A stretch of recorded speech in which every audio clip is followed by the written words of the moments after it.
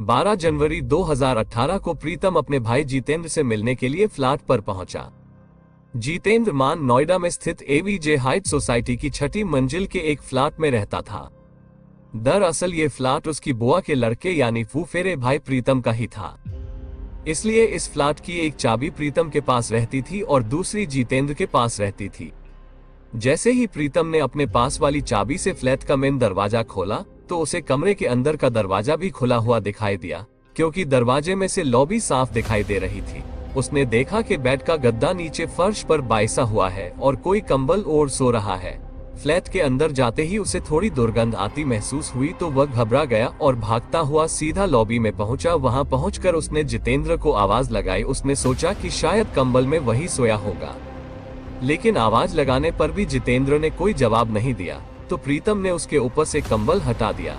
लेकिन जैसे ही उसने कंबल को हटाया तो वहां का दृश्य देखकर प्रीतम के मुंह से चीख निकल गई, क्योंकि वहां पर उसके भाई जितेंद्र का शक पड़ा था। उसके चिकों की आवाज सुनकर कोई पड़ोसी भी वहां पर आ गए। उसके बाद प्रीतम ने फोन करके इस हत्या की सूचना तुरंत पुलिस को दी। सूरजपुर पुलिस थाना घटनास्थल पर पहुंच गए। पुलिस ने जितेंद्र की लाश के ऊपर से कंबल को हटाकर देखा तो नीचे पड़ा गद्दा खून से सना हुआ था और वो खून भी अब काला पड़ गया था और शव से आ रही दुर्गंध से लग रहा था कि जितेंद्र की हत्या कई दिन पहले ही कर दी गई थी। जितेंद्र मान की लाश ओढ़े मुंह पड़ी थी। उसकी कमर पर 3 गोलियों के निशान थे और एक गोली उसकी गर्दन पर भी लगी थी। जांच की गई तो वहां पर शराब और सौदे की खाली बोतलें और 2 खाली गिलास के अलावा खाने के कुछ बर्तन भी पड़े थे। ऐसा लग रहा था कि वहां 2 लोगों ने शराब पी थी और इसका मतलब ये था कि जितेंद्र की हत्या किसी जानकार ने ही की थी। लेकिन हत्यारा इतना चालाक था कि उसने वहां कोई भी सुराग या सबूत नहीं छोड़ा था। थाना प्रभारी मौका मुआयना कर ही रहे थे कि तभी सपा और कब घटनास्थल पर पहुंच गए थे। पड़ोसियों से पूछताछ की तो उन्होंने बताया कि उन्हें गोलियां चलने की आवाज नहीं आई थी, जिस बात से पुलिस भी हैरान थी कि 4 गोलियां चलाई गई और पड़ोसियों को एक भी गोली की आवाज सुनाई नहीं दी। फ्लैट का सारा सामान भी अपनी जगह पर रखा हुआ था, इसलिए लूटपाट की संभावना भी नजर नहीं आ रही थी। लेकिन जांच में पाया गया कि मोबाइल फोन और बस गायब है और इसका मतलब ये था कि उन्हें हत्यारा के साथ ले गया था। इसके बाद प्रीतम ने जितेंद्र की हत्या की खबर उसके घर वालों को भी दे दी और जितेंद्र के घर वाले भी वहां पहुंच गए थे। पुलिस ने जांच करने के बाद जितेंद्र के शव को पोस्टमार्टम के लिए भेज दिया। इसके बाद प्रीतम की तहरीर पर पुलिस ने अज्ञात हत्यारे के खिलाफ हत्या का मामला दर्ज कर लिया। 13 जनवरी को पुलिस को पोस्टमार्टम रिपोर्ट भी मिल गई। रिपोर्ट से पता ये हत्या 10 जनवरी को दोपहर से लेकर शाम के बीच में की गई थी। इसके बाद 14 जनवरी 2018 को सुबह के समय थाना प्रभारी अखिलेश प्रधान एक बार फिर से हाथ समिति पहुंचे। उन्होंने वहां गेट पर मौजूद चौकीदार से पूछताछ की और एंट्री रजिस्टर भी चेक किया, लेकिन फिर भी उन्हें कोई सुराग नहीं मिला। इसके बाद पुलिस ने सोसाइटी में लगे सीसीटीवी कैमरों को खंगालना शुरू किया। सीसीटीवी फुटेज से पता चला कि 10 जनवरी को दोपहर करीब 12 बजे जितेंद्र मान सीढ़ियों से अपने फ्लैट में आया था। इसके अलावा सीसीटीवी फुटेज से भी कोई खास जानकारी नहीं मिली थी। आखिर थक हार कर पुलिस वाले वहां से चले गए। इसके बाद पुलिस ने इस केस की दूसरे एंगल से जांच शुरू की। पुलिस ने सबसे पहले जितेंद्र की कुंडली खंगालनी शुरू की कि वो दिल्ली में कैसे आया और इससे पहले वो कहां रहता था और क्या काम करता था। इस जांच में पुलिस को पता चला कि दिल्ली के मूलविका के रहने वाले प्रीतम ने अपने दोस्त नितिन चौधरी के साथ ग्रेटर नोएडा में कुछ दिनों पहले ही एक जिम खोला था। प्रीतम जिम में ज्यादा समय नहीं दे पाता था। अपने घर से दिल्ली ग्रेटर नोएडा आना जाना उसके लिए संभव नहीं था, इसलिए प्रीतम ने उसे अपने जिम में ट्रेनर के तौर पर रख लिया था। चूंकि हत्या वाले दिन जितेंद्र मान प्रीतम के फ्लैट पर ही था, इसलिए थाना प्रभारी उससे पूछताछ करने के लिए उसके जिम में पहुंच गए। थाना प्रभारी ने जिम में भी कई लड़कों से पूछताछ की तो पता चला कि 10 जनवरी को जितेंद्र अपनी शिफ्ट पूरी करके 11:15 बजे वहां से घर जाने के लिए निकला था, क्योंकि एवीजे हाइट्स सोसाइटी जिम के पास ही है। इसलिए अगर किसी गाड़ी से जाया जाए तो सोसाइटी का रास्ता मात्र 10 मिनट का है। जिम में एक फोन नंबर प्रीतम का था और 5 फोन नंबर जिम के कर्मचारियों और परिवार के लोगों के थे, इसलिए उन 6 नंबरों को लिस्ट से हटा दिया गया। लेकिन फिर भी पुलिस को कोई सफलता नहीं मिली और अब मात्र एक ही ऐसी लड़की बची थी जिससे पूछताछ नहीं की गई थी, क्योंकि उसका फोन भी बंद आ रहा था, जिसके कारण उससे संपर्क भी नहीं हो रहा था। इसके बाद पुलिस ने उसके फोन नंबर की कॉल डिटेल्स निकलवाई तो पता चला कि वो number greater Noida horizon society में रहने वाली सृष्टि गुप्ता का है। पुलिस को सिम कार्ड कंपनी से सृष्टि के पत्ते के साथ साथ उसका एक फोटो भी मिल गया था। इस मामले की पहुंचने के लिए सी हरिराज सीधे ओरिजिन समिति पहुंचे, लेकिन सृष्टि गुप्ता जी फ्लैट में रहती थी, वो फ्लैट उन्हें बंद मिला। इसके बाद सी ने समिति की सुरक्षा गार्ड को सृष्टि का फोटो दिखाओ। सुरक्षा गार्ड ने फोटो पहचानते हुए कहा कि ये लड़की तो यहीं पर रहती है।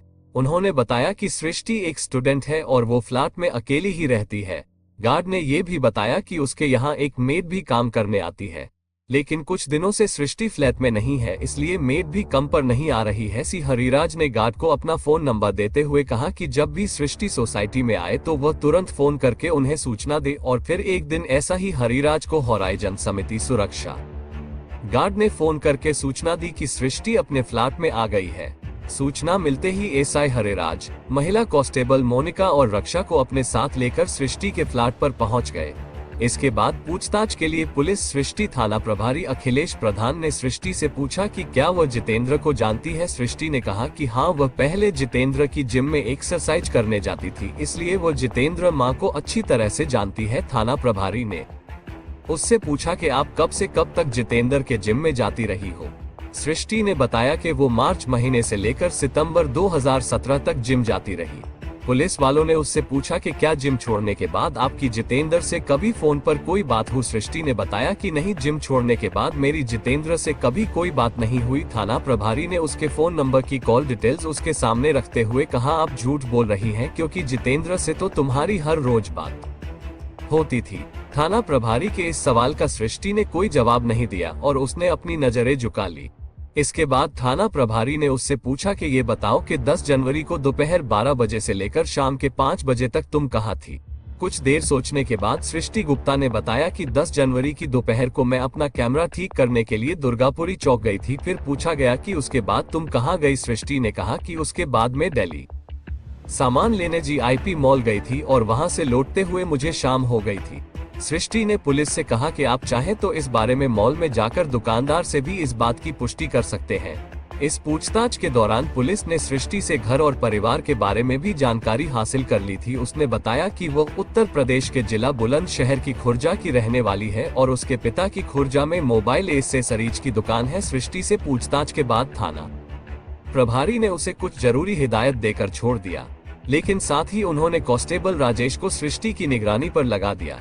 इसके बाद आगे की जांच के लिए पुलिस की एक टीम खुर्जा में स्थित सृष्टि के पिता सुधीर गुप्ता के पास पहुंची। सुधीर गुप्ता ने पुलिस को बताया कि करीब 2 साल से सृष्टि और उनके बीच में कोई संबंध, कोई रिश्ता नहीं है और इसकी वजह बताते हुए वो थोड़ा नर्वस भी हो गए थे। उन्होंने बताया कि 2 साल पहले सृष्टि मेरठ यूनिवर्सिटी में बीबीए की पढ़ाई के दौरान किसी मुसलमान लड़के के प्यार में पड़ गई थी और वो वहां उसी के साथ रहने लगी थी। जब इस बात की भनक सृष्टि के पिता को लगी तो उन्होंने अपनी बेटी को बहुत समझाया और जब वो नहीं मानी उन्होंने उससे नाता तोड़ दिया और उसे घर से इधर 17 जनवरी की शाम को कांस्टेबल राजेश ने थाना प्रभारी को सूचना दी कि एक इनोवा कार में सृष्टि अपना सामान रख रही है और वो शायद फ्लैट खाली करके भाग रही है। सूचना मिलते ही थाना प्रभारी अखिलेश प्रधान तुरंत पुलिस टीम के साथ सोसाइटी पहुंच गए और फिर से पुलिस सृष्टि को अरेस्ट करके थाने में ले आए।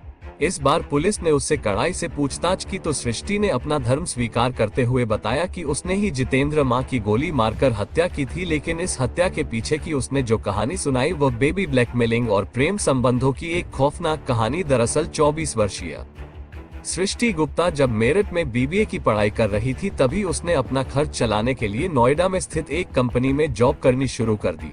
वो फ्लैट बेचने के लिए टेलीकॉलिंग करती थी और इसी काम के उसे हर महीने 25,000। एक दिन वह अपनी इसी रूटीन में इमरान कुरैशी नाम की एक व्यक्ति को फ्लैट बेचने के लिए फोन पर बात कर रही थी कि तभी इमरान बातों ही बातों में सृष्टि से उसकी पर्सनल लाइफ के बारे में पूछने लगा और जब सृष्टि ने उसे ये बताया कि वो खुर्जा की रहने वाली है तो इमरान ने उससे कहा कि मैं भी खुर्जा का ही रहने वाला हूँ। सृष्टि को जब ये पता चला कि इमरान भी खुर्जा का रहने वाला है तो वो बड़ी खुश हुई। उस दिन दोनों के बीच काफी देर तक बातें होती रही। इसके बाद तो उन दोनों की अक्सर फोन पर बातें होने लगी और फिर धीरे धीरे उन दोनों में प्यार हो गया। इस दोनों एक दूसरे से मिलने, हालांकि इमरान ना तो हैंडसम था और ना ही ज्यादा पढ़ा लिखा था, लेकिन वो गले में सोने की मोती चैन, उंगली में हीरे की अंगूठियां पहनता था। इमरान शादीशुदा था। इतना ही नहीं, उसके 4 बच्चे भी थे। इमरान ने यूनिटिक होरिजन सोसाइटी में सृष्टि को एक फ्लैट भी खरीद कर दे दिया था। इसके बाद सृष्टि किराए के मकान से उस फ्लैट में आ गई थी, जो उसे उसके प्रेमी इमरान ने खरीद कर दिया था। इतना ही नहीं, इमरान उसे हर महीने 50,000 रुपए खर्च के लिए भी देता था, और जब इमरान उसका हर तरह से ख्याल रखने लगा तो सृष्टि ने इमरान को ही अपना पति मान लिया था और अपनी नौकरी भी छोड़ दी थी। जब ये सारी बातें सृष्टि के पिता को पता चली तो उन्होंने अपनी बेटी से संबंध खत्म कर दिए थे, लेकिन सृष्टि को इन सब बातों की कोई परवाह नहीं थी। इसी दौरान सृष्टि की बी इंडिया की पढ़ाई भी पूरी हो गई। वह फैशन डिजाइनर बनना चाहती थी, इसलिए अब सृष्टि फैशन डिजाइनिंग का कोर्स कर रही थी और उसका खर्च भी इमरान ही उठा रहा था, यानी इमरान सृष्टि पर दोनों हाथों से पैसा लूट रहा था। इस दौरान सृष्टि ने अपने आप को फिट रखने के लिए एक जिम ज्वाइन कर लिया। वो जिम प्रीतम का था, जहां पर जितेंद्र मान ट्रेनर था। जितेंद्र बाहरी दिल्ली के अलीपुर गांव के रहने वाले सत्य प्रकाश मान का बेटा था। जितेंद्र बहन भाइयों में सबसे छोटा था। जितेंद्र जब 2 साल का था तब ही उसकी मां की मृत्यु हो गई थी, और जब वो 10 साल का हुआ तो उसके पिता का भी देहांत हो गया था। जितेंद्र मान की एक बुआ मूलविका में रहती थी। भाई की मौत के बाद जितेंद्र की बुआ जितेंद्र को अपने साथ ले आई थी, और फिर उन्होंने ही उसकी परवरिश की। जितेंद्र मान की बुआ का बेटा प्रीतम जितेंद्र से 3 साल बड़ा था। जितेंद्र ने आगे की पढ़ाई अपने फुफेरे भाई प्रीतम के साथ ही की थी। उन दोनों ने दया सिंह कॉलेज से ग्रेजुएशन किया था। प्रीतम और जितेंद्र को कुश्ती और बॉक्सिंग का शौक था। किशोर अवस्था में पहुंचते ही दोनों का रुझान मुक्केबाजी की ओर हो गया। बाद में जितेंद्र मान और प्रीतम ने हरियाणा स्टेट बॉक्सिंग में अपना पंजीकरण करा लिया। हरियाणा की ओर से खेलते हुए जितेंद्र ने देश विदेश की कई प्रतियोगिताओं में स्वर्ण पदक जीते। जितेंद्र मान की उपलब्धियों का ही नतीजा था कि उसे फौज में नौकरी मिल गई थी। जितेंद्र ने सेना के लिए भी कई बार मेडल जीते थे। कई साल सेवा में बिताने के बाद इस घटना से 2 साल पहले जितेंद्र जिम ट्रेनर बन गया था। इसके बाद वह अपनी बुआ के लड़के प्रीतम के जिम में ट्रेनर के रूप में काम करने लगा था। फिर मार्च 2017 में सृष्टि ने प्रीतम का जिम ज्वाइन कर लिया। खूबसूरत होने के साथ साथ जितेंद्र मान का व्यक्तित्व भी आकर्षक था। जिम में वर्कआउट करने के दौरान जितेंद्र और सृष्टि की दोस्ती हो गई, और फिर उनकी दोस्ती इतनी आगे बढ़ गई कि वो दोनों जिम के बाहर भी मिलने लगे थे। सृष्टि से मिलने के लिए जितेंद्र उसके फ्लैट पर भी पहुंचने लगा था। उसी दौरान जितेंद्र मान और सृष्टि के बीच शारीरिक संबंध बन गए। बॉक्सर जितेंद्र ने सृष्टि की एक अश्लील वीडियो भी बना ली थी, जिसे सृष्टि डिलीट करने को कह रही थी, लेकिन जितेंद्र नहीं मान रहा था, और उसी अश्लील वीडियो क्लिप के जरिए वो सृष्टि को ब्लैकमेल करता था। और जब भी उसका मन करता था वो सृष्टि को वीडियो के जरिए ब्लैकमेल करके उसके साथ शारीरिक संबंध बनाता था। इतना ही नहीं, जितेंद्र उसका आर्थिक शोषण भी करने लगा था। सृष्टि ने कहा था कि वो क्लिप डिलीट कर दीजिए, और जितेंद्र नहीं कर रहे थे। इस बात को लेकर ही ये घटना कारित हुआ है। लेकिन जितेंद्र के परिवार ने अश्लील वीडियो की बात को मनगढ़ंत बताते हुए आरोप लगाया कि इससे केस को उलझाने की कोशिश की जा रही है। पर्सनल लालच भी देखा जाए तो वो भी एंगल हमें किसी तरीके से सही लग रहा था। इसके बाद ये बात सृष्टि ने अपने प्रेमी इमरान को बताए। उसने इमरान से कहा कि जो पैसे तुम मुझे खर्च के लिए देते हो, उनमें से आधे पैसे तुम मुझे से जितेंद्र ही ऐंठ लेता है। उसने इमरान को पूरी बात बताते हुए कहा कि इमरान, मैं किसी भी तरह जितेंद्र मान से पीछा छुड़ाना चाहती हूँ। इमरान कुछ देर सोचने के बाद बोला, सृष्टि, ये अवैध संबंधों का जाल है, इसमें किसी ना किसी को तो मरना ही पड़ता है। हत्या की बात सुनकर सृष्टि कांप गई। इमरान ने आगे उससे कहा कि अगर तुम वाकई जितेंद्र मां की ब्लैकमेलिंग का शिकार हो रही हो तो तुम्हें ही उसकी हत्या करनी होगी। सृष्टि ने कहा कि इमरान, मैं जितेंद्र से बहुत परेशान हो चुकी हूं, मैं उसे हर हाल में छुटकारा पाना चाहती हूं। इमरान ने कहा कि फिर ठीक है, तुम उसे खत्म कर दो, इस काम में मैं तुम्हारी मदद करने को तैयार हूं। इसके बाद इमरान ने अपने ड्राइवर नफीस और सृष्टि के साथ मिलकर इस हत्या का प्लान बनाया। योजना के अनुसार इमरान ने एक पिस्टल लाकर सृष्टि को दे दिया और उसे पिस्टल चलाना भी सिखा दिया। इसके बाद 9 जनवरी 2018 को इमरान ने सृष्टि से जितेंद्र मान के नंबर पर फोन करवाया।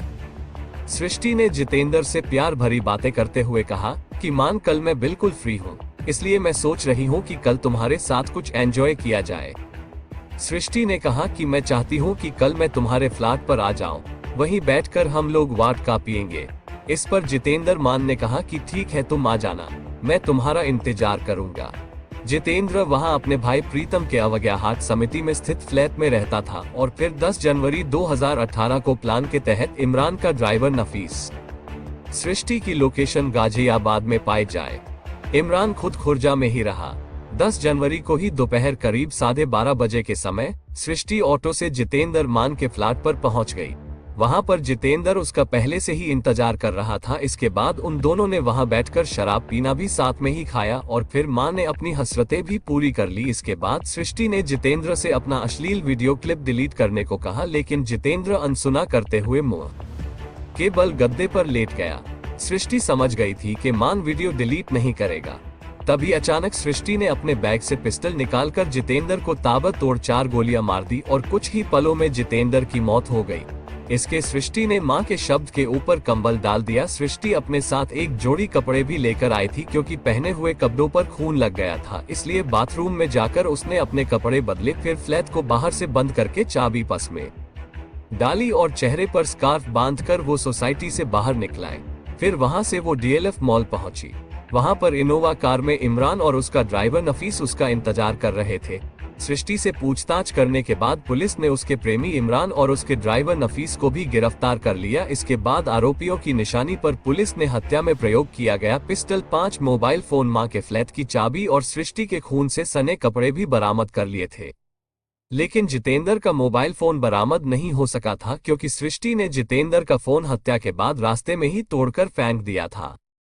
हालांकि जितेंद्र मां के परिजनों ने सृष्टि के इन सभी आरोपी को झूठ और बेबुनियाद बताया था। मां के परिजनों का कहना था कि सृष्टि जितेंद्र मां को बदनाम करने के लिए ऐसा कह रही है, इसलिए पुलिस को हत्या की सही वजह का पता लगाना चाहिए। वहीं एसपी का कहना था कि जितेंद्र की हत्या में प्रेमिका के शामिल होने की बात तो शुरू से ही स्पष्ट थी, लेकिन कई प्रेमिकाएं होने से पुलिस असमंजस थी कि किसने इस हत्या को अंजाम दिया होगा।